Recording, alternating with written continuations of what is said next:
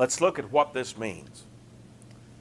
Consider Hebrews 2, beginning at verse 9. What does all this mean about Jesus being God manifest in the flesh? We see Jesus, who was made a little lower than the angels. Now, I'm going to stop for a second and say, why was he made a little lower than the angels? That's buzz phraseology, biblical phraseology for he became a man. Why? For the suffering of death. Right, what did we see become of him after suffering death? Crowned with glory and honor. Why did he do that? That he, by the grace of God, might taste death for everyone. For it was fitting for him, for whom are all things and by whom are all things. That's talking about his creative power we read about. In bringing many sons to glory to make the captain of their salvation perfect through sufferings. For both he who sanctifies and those who are being sanctified are all of one, for which reason he is not ashamed to call them brethren. Now let's stop for just a second. He's talking about Christ when he said he who sanctifies, and he's talking about his followers when he says those who are being sanctified. And what does he say that relationship is about? It's about him being able to own us as his family. God loves us. He doesn't want us to be lost. He doesn't want us to be doomed. He wants us to be a part of his family. And so he sent Christ in human form so he could suffer death and make it so that he could call us brethren. He could call us part of his family. Does that not garner your loyalty? Does that not garner your devotion? That he went to such great extents to make you a part of his family?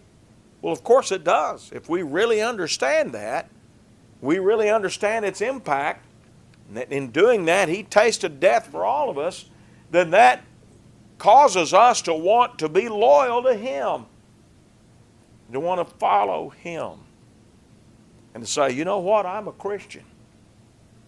And I don't believe it's okay to not be a Christian, because Christ is the only way. Let's keep reading in Hebrews 2. Verse 12 saying, I will declare your name to my brethren in the midst of the assembly. I will sing praise to you. And again, I will put my trust in him. And again, here am I and the children whom God has given me. Inasmuch then as the children have partaken of flesh and blood, he himself likewise shared in the same. Why did he do that? Why did he become human? That through death he might destroy him who had the power of death, that is the devil, and release those who through fear of death were all their lifetime subject to bondage. Jesus did this so that he could defeat the work of the devil and make a way for us to escape the grave. The other day my youngest granddaughter was asking me some questions.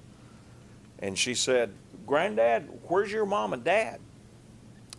And I said, Braley, they're dead. They passed away.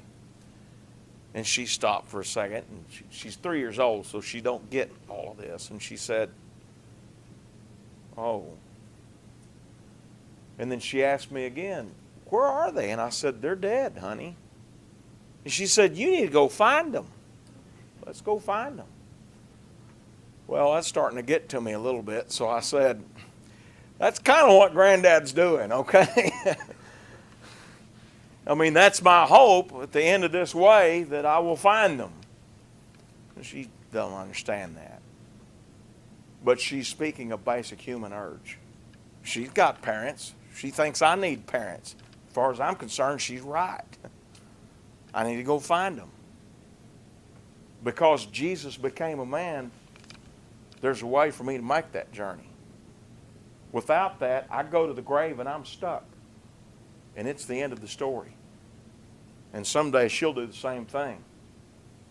And she won't be able to find her parents either. But Jesus made a way. So that this sad human story that is littered with sin and death can have a happy ending.